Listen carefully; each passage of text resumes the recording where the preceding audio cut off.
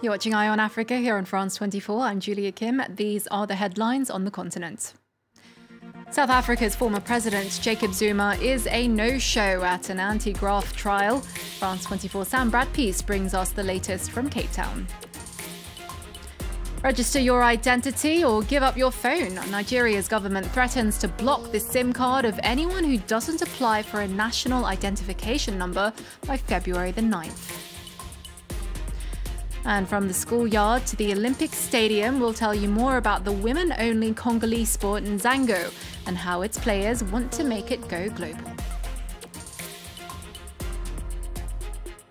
But first, South Africa's former president Jacob Zuma had been summoned this week to testify before the country's Zondo Commission, a body set up in 2018 to investigate state capture, corruption and fraud during his presidency. Once again, though, the 78-year-old failed to show up. Our correspondent Sam Bradpeace takes a look at some of the allegations surrounding Zuma and whether he is ever likely to face justice. As part of the Zondo Commission, which began back in 2018, dozens of witnesses have already implicated former South African President Jacob Zuma in corruption. Some allege that he was complicit in allowing private interests, including the wealthy Gupta family, to secure hundreds of millions of dollars worth of lucrative government deals, essentially through dodgy dealings. And now this week, Jacob Zuma has refused to appear in front of the Zondo Commission. And it's not the first time that he's failed to do so. He refused to appear throughout 2018. In 2019, he made a brief appearance, but denounced the Commission as a politically motivated attack on him. And last November 2020, he also walked out on the Commission, much to the disappointment of the inquirers. Now, campaigners say that this commission, the Zondo Commission, could be an excellent opportunity to drive through reforms that put ordinary South Africans ahead of well-connected businessmen and politicians. But without Zuma's involvement, the chances of that happening seem to be thin. I would have to say that Mr. Zuma's absence and his apparent what appears to be him undermining the credibility of the commission over and over again is unfortunate. He has a lot to answer for. The Zondo Commission issued a criminal complaint against Jacob Zuma after he walked out of court again last November. They've also called on the country's constitutional court to force Zuma to attend any future hearings.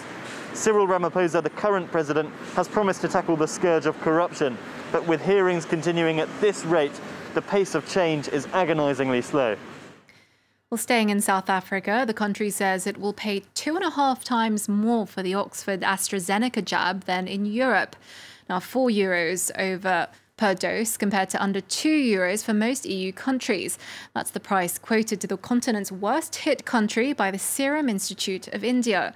It's expected to deliver 1.5 million doses to South Africa over the next few weeks. The World Health Organization says the fight against COVID-19 in Africa could suffer if richer nations hoard their vaccine stocks.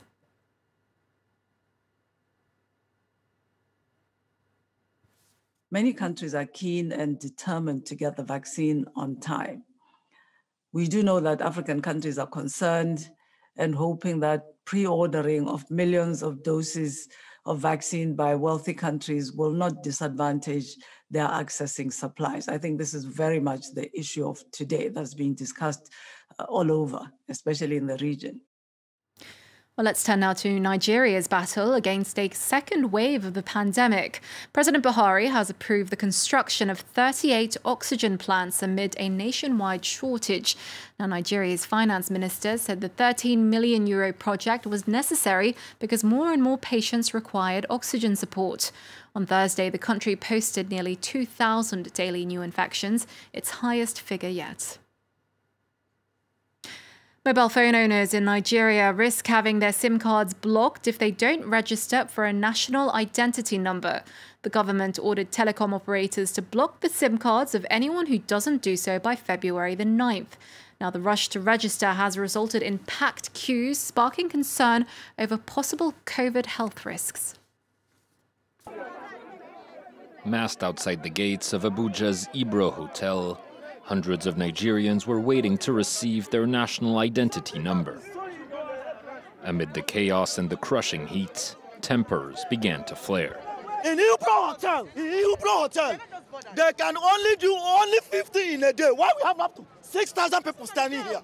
It's unfair. Last month, Nigerian authorities asked telecom operators to block all SIM cards not registered to a national ID number by the 9th of February. This caused millions of Nigerians to flock to registration centers across the country, quickly overwhelming the system. Hearing that tomorrow they're going to block my SIM because I did not register the SIM card, so I just have to get up and come to this list. Some claimed to be coming back for the 7th or 8th time after previously failing to clinch the magical number.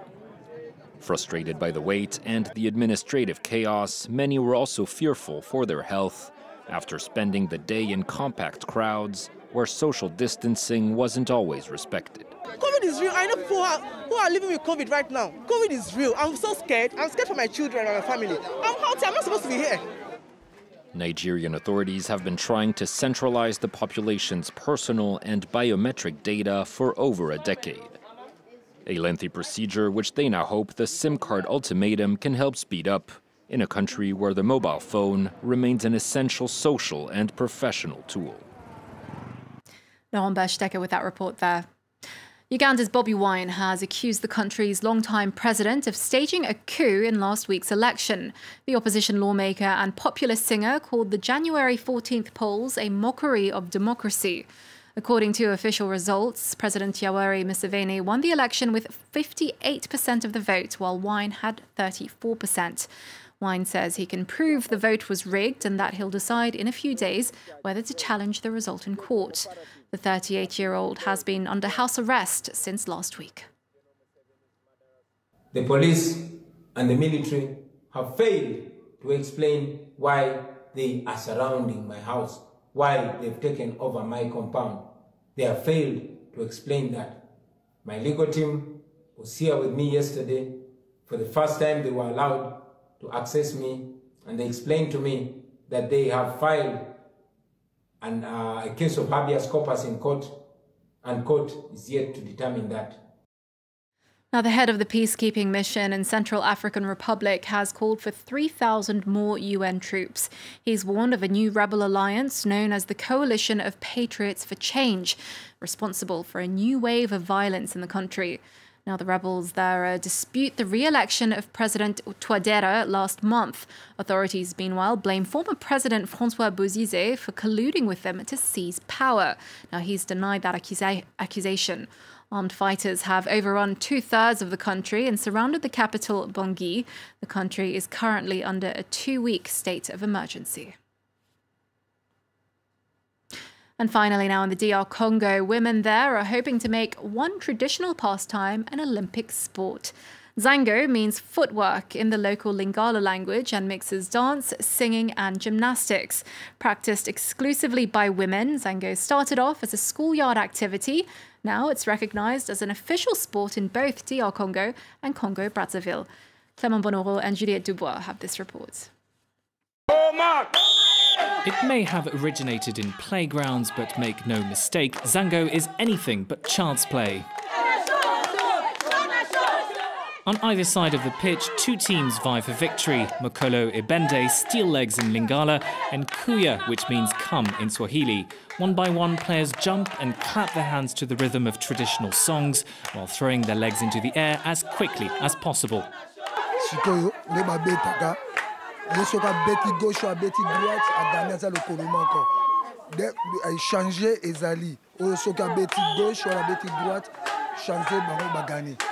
Nzango, which means footwork in Lingala, is played in 2 halves of 25 minutes each. The team that scores the most points wins the game.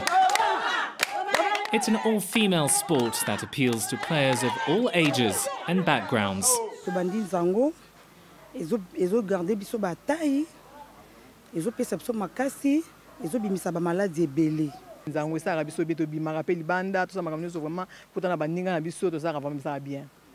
Edith Kongolo set up the Steel Legs team with women from her neighborhood. Now she's passing on her passion to her daughters. Vous allez battre votre maman. Ah, on va voir. Si vous voulez me battre, vous devez jouer le même pied. Nzango is recognized as an official sport in DR Congo and Congo-Brazzaville, with national federations active in both countries.